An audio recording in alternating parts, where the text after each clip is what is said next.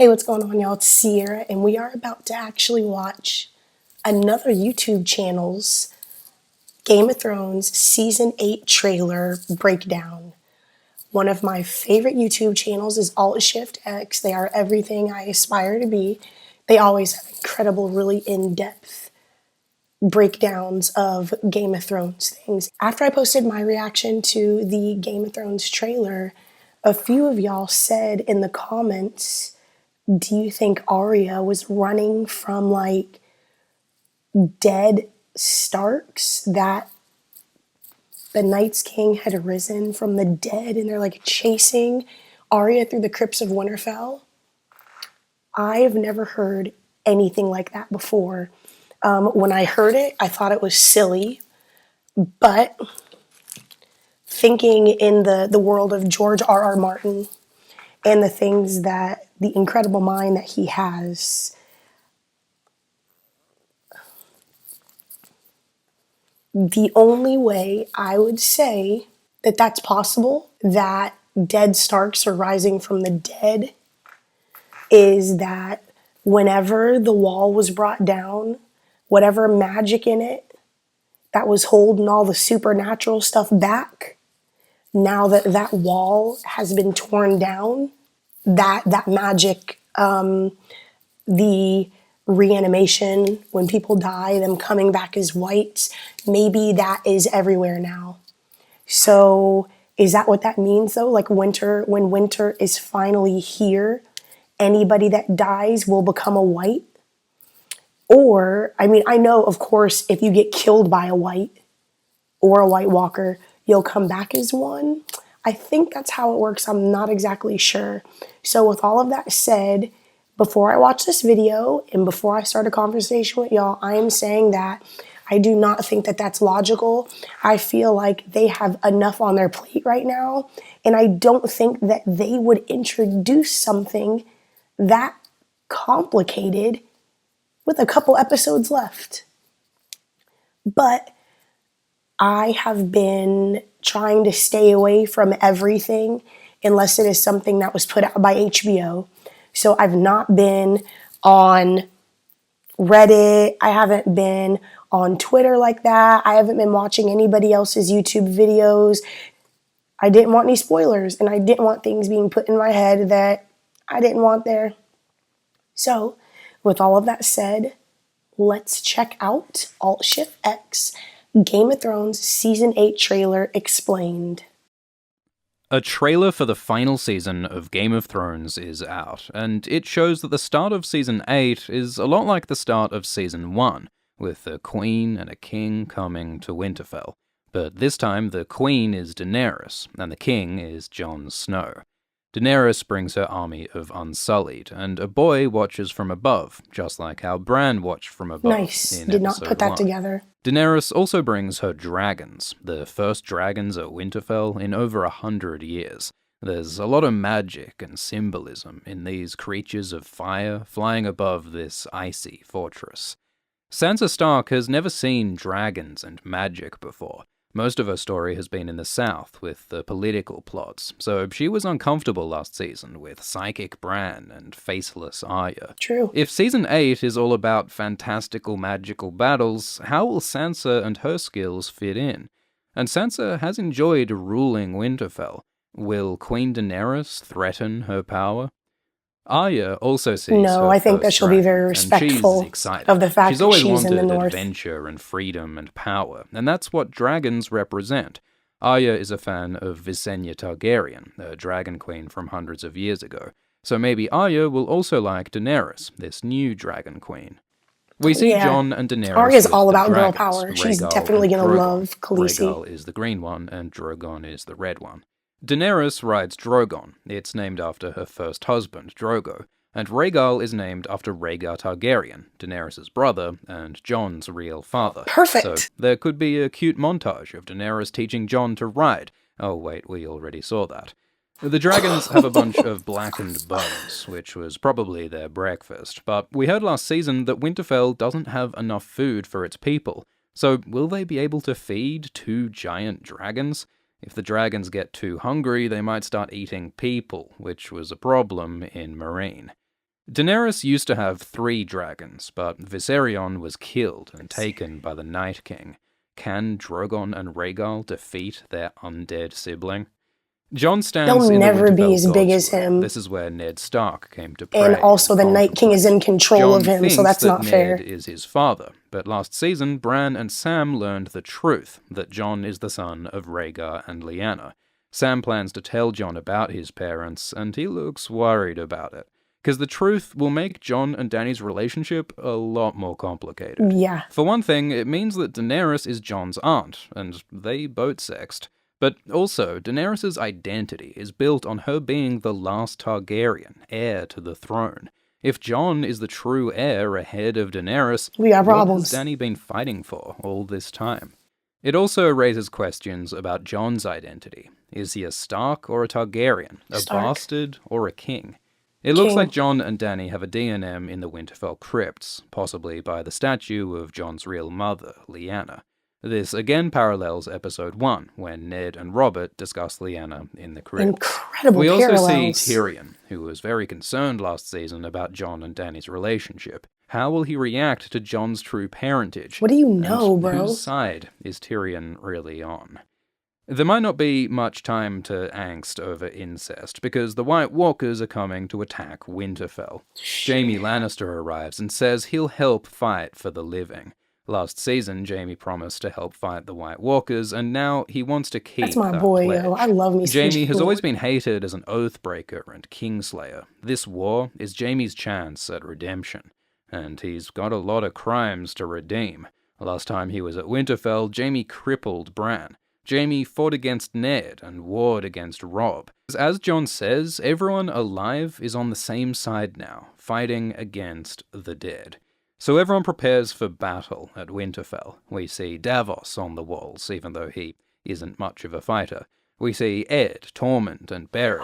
It Yo! looks like Beric and Tormund might have died last season when the wall fell, but they've survived to fight I didn't again. see that. Ed Thank became Lord God. Commander of the Night's Watch when Jon left, so he must have run south when the wall fell. But Word. how much of the Night's Watch survived? Came with them to that was an Winterfell. 8,000-year-old institution. Is it gone?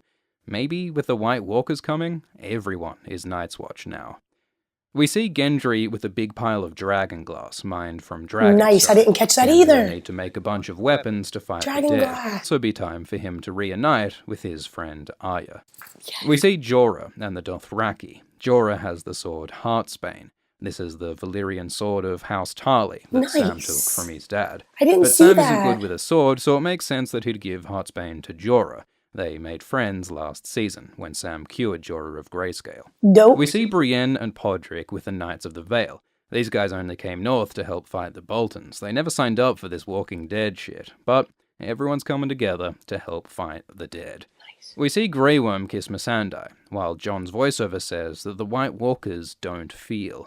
This is a reminder of why everyone's fighting. This war isn't for a lord or a throne. This is about the survival of life and love itself against the cold, dead enemy. Grey Worm looks intense as he prepares for battle. The Unsullied were bred to be emotionless, but with Missandei, Grey Worm has found something Oh, hell worth yeah. fighting for. Jay's But they're behind also the no Unsullied, longer maybe slaves, and they're allowed to throw feel fire and do at what they the want to dead. do now. While the warriors prepare for battle, we see women and children and Varys in the crypts. This is like in the battle for Helm's Deep in Lord of the Rings. A Game of Thrones director said he studied that battle for this episode. Varys looks scared and out of place when he used to be so confident and powerful among the politics of King's Landing. How can Varys stay relevant in this magical apocalyptic finale? We should at least get some good conversations here during the battle. It could be like in the Red Keep during the Battle of the Blackwater. My favorite In scenes. the background, we One of can my see favorite Gilly scenes. and her baby. Remember that this baby was originally meant to be sacrificed to the White Walkers, and when Gilly took the baby south instead, came the after him. Walkers came after him. It's possible that the Walkers still want Gilly's baby. What if that was It's it? What also if that's possible all that they the wanted? dead might rise from these crypts. There are hints in the books about ancient Starks with White Walker blood. Go watch that video. The battle for Winterfell begins. Really? Brienne and Jaime fight need to the watch dead that video. on the walls. Swords were made from the Stark sword, Ice, so the reunion of Brienne and Jaime has all sorts of symbolic weight to it. This is also kind of like a dream Jaime has in the books, where he and Brienne wield flaming swords and face the dead amidst darkness and doom. This connects to the prophecy of Azor Ahai and Nissa Nissa, and could mean the deaths of Jaime and Brienne. We see the Hound amidst fire, and the Hound is afraid of fire, because when he was young, his brother the Mountain burned his face. Fire is why the Hound ran from battle in Season 2, Blackwater. and was afraid of Beric in Season 3. Maybe now the Hound will face his fear to defeat the dead who haunt him, both metaphorically and literally, because it's hinted that the Hound will face the Mountain in a fight called Clegane Bowl. Since the Mountain is undead, the Hound might need fire to defeat him. We also see Jon running and doing something heroic. In the books, he also has a dream of fighting the dead with fire. We see horses running across snow, and it looks like there might be some wolves in there as well. We might see Jon's direwolf Ghost, or even the wolf pack led by Arya's direwolf, Nymeria. We see Arya doing some sick spin moves with a stick, like the Faceless Men trained her. Or maybe it's a dragonglass spear. Oh, definitely. Dead. But her victim here has a lot of blood. Zombies don't usually bleed that much. Remember that the White Walkers can also raise animals, like polar bears, and they're restored. The night ice is dark spiders, and big as full of hounds. terrors, and Arya might face them. Arya says, "I know death. He's got many faces. I look forward to seeing this one." Because remember, the Faceless Men taught Arya about the many-faced god, a name for death. The Night King, leader of the White Walkers, is an embodiment of death, maybe of her own death. Arya takes a dragonglass dagger to kill White Walkers, but it looks like things go badly for her. Because the trailer starts with Arya looking scared and hurt in the dark. She's got a wound on her head, and she's running in terror. When was the last time Arya seemed so scared? It looks like Arya is running from zombies, but why is she so afraid if she's got a dragonglass dagger and Valyrian blade? Maybe those zombies were people she knew. Maybe they're dead Starks risen from the crypts, like her mother or her brother. One way or another, it looks like death is catching up with Arya. In Book 1, Jon jokes that Arya will die in the winter, that they'll find her body with a needle locked tight between her fingers. Whoa. So at Winterfell, almost every character is desperately fighting for the survival of all life. But down in King's Landing, Cersei is scheming to save herself. She's got a shiny new outfit, looking smug and powerful, and she's with her two best friends, the creepy mad scientist Qyburn and the zombie Mountain. Almost everyone else has died but Jaime. Last season, Cersei sent Euron Greyjoy to buy a mercenary group called the Golden Company, and here they're on Euron's ships with their leader, homeless Harry Strickland. The Golden Company is said to be the most powerful army in Essos, with 20,000 men, horses, and elephants, so we're finally gonna get some Oliphant action in Game of Thrones. In the books, the Golden Company has a complex plotline involving the Blackfires and a kid called Young Griff. None of that seems to be happening in the show. The company is just here to help Cersei cling to the throne until the bitter end. This looks like Strickland standing before Cersei on the throne with the Mountain and Qyburn. In this shot, Cersei looks more vulnerable. She's got sort of a smile, but also tears in her eyes. She's drinking wine, which is weird because last season Cersei said she was pregnant. Maybe Cersei loses her unborn child, and with nothing left to protect, she'll unleash her full fury upon Westeros. And there's also this weird shot. Maybe it's Jon at Winterfell, or maybe it's Arya in King's Landing. That could be a brazier in the Great Hall. It looks like she's holding a bow, and we know Arya can use a bow. So maybe this shot is Arya trying to kill Cersei, like she said she would last season. Will Arya succeed and kill the Queen? That's a lot of traveling. There are for 6 rumors episodes. that this will be the only trailer for Season 8. So this might It's be a month on horseback on the King's Road from Winterfell to King's Landing.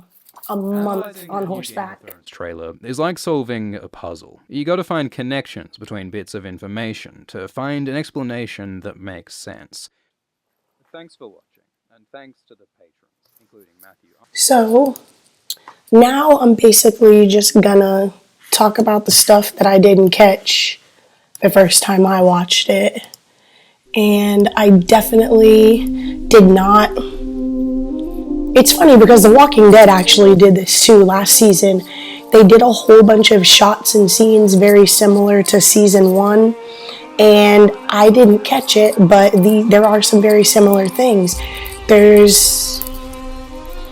don't know where they are, because if you look at the picture, the little scene with the little boy up on a building watching the Unsullied walk through, you can see Winterfell in the background, but where is he at? I know that between Winterfell and the Wall, which is more north, it's Mole's Town, but I don't know what this is right here. I don't think that Mole's Town has ever been that close to Winterfell, like when we've seen like actual like aerial views and stuff, but who knows. I do think that is very coincidental that it's Winterfell. There's a little boy climbing, he's seeing the soldiers coming, it's exciting, it's a sight to see. Also, I did not think, there has to, even though Sansa really has been on more of the political side of everything that has happened on Game of Thrones, a lot of these people were never around the supernatural stuff, you know, considering the magic that's like gently sprinkled on the Game of Thrones like universe. But Sansa already has heard Jon's story. She saw giants in battle at the Battle of the Bastards. She definitely knows that there's something new up with Bran that is not normal, you know, like his all-knowingness, his wokeness, his awareness of everything. And he also told her, I'm a three-eyed raven now, even though she didn't know what that meant. And she also was creeping through Arya's stuff. There was a little clip of that in this breakdown by Alt-Shift-X. She was going through some of Arya's stuff, and she found a face. So I'm sure that it is a lot for her to take on, all of these new things, all of these supernatural things. I don't think that she'd be doubtful. I don't think that it's anything that we're going to lose sleep over. Her accepting the fact that Khaleesi has dragons and that her sister can change her face and that her brother is a three-eyed raven. Like, it's crazy. It is wild. I don't know what is going to happen with Sansa wanting to run Winterfell and Jon coming back, because if you wanted to break it down and get complicated, this is what I'd like to see. I don't think Arya has a desire to rule either, you know, so I definitely would like to see, of course, Gendry inherit Storm's End for House Baratheon. I definitely would not be upset with Sansa running Winterfell at all for the Starks. What about Jon? If they go by the book and they do like the line of succession. I dare, yes? The line of succession. What's that mean? The proper progression. What's that mean? The lawful ascension. What's that mean? Jon should be on the Iron Throne. But I don't think he has a desire to be on the Iron Throne. I think he would just want to kick it at Winterfell, but that's not how it's going to play out.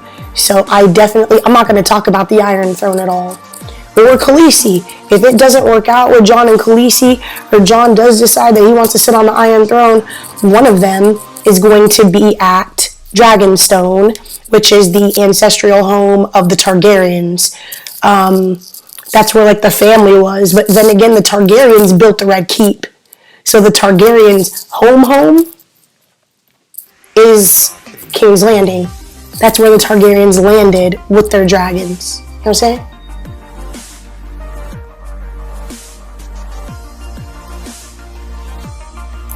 Okay, so I'm on a wiki of Ice and Fire. It says Dragonstone is a castle located on the island of the same name. The island is called Dragonstone, at the entrance of Blackwater Bay.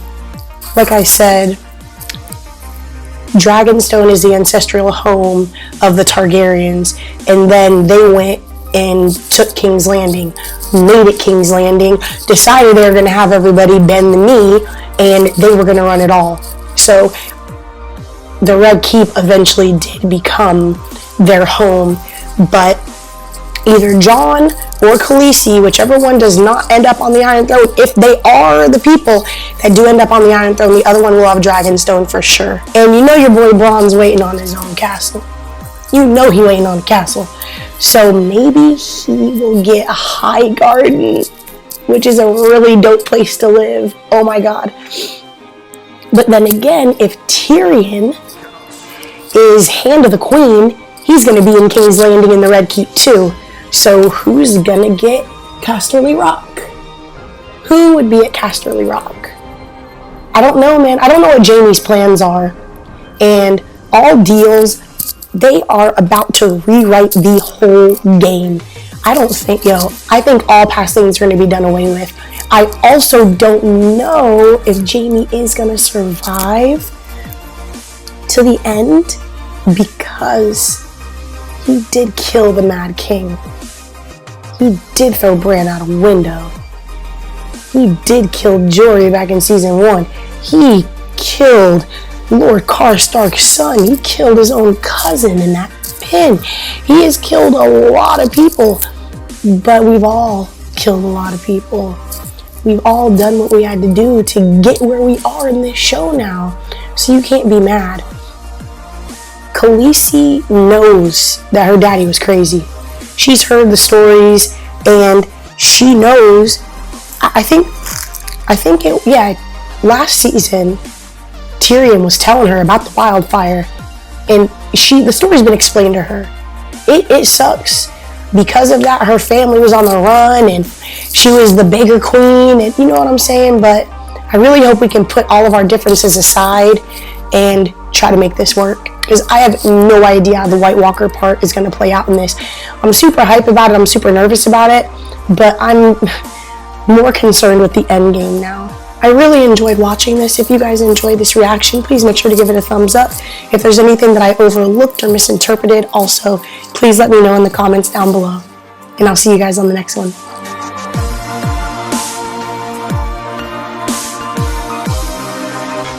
But perhaps I can give you justice.